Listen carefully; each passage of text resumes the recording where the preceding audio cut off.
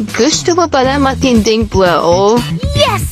Yung mga lods, let's unbox another product from Crest Philippines. Ito yung 500 watts na blower na KU090.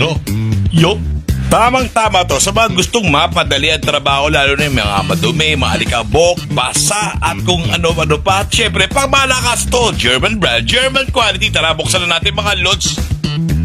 Yun, kaya buksan natin mga lods. Ang laman ng kahon, syempre makikita niyo dito yung KU090 na blower. 500 watts to mga lods, syempre nylon injected na yung molding to, kaya matibay.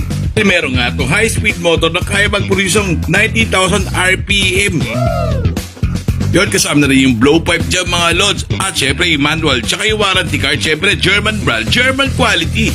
At tamang-tamang partner to ng KG620 na high pressure washer ng Crest para panlinis natin dito sa E-Cooter E2L na gagamitin na natin sa Sunday sa second race ng E-Cooter Cup. Yun! Kaya yung balawan na natin at syempre gamitin na natin itong blower ng Crest para mabilis matuyo at matanggal ang mga tubig. Yun, panalo! Yun, paano mga lods? Magbo-blow muna tayo dito na magbo-blow! Gusto mo i-blow kita art mo to?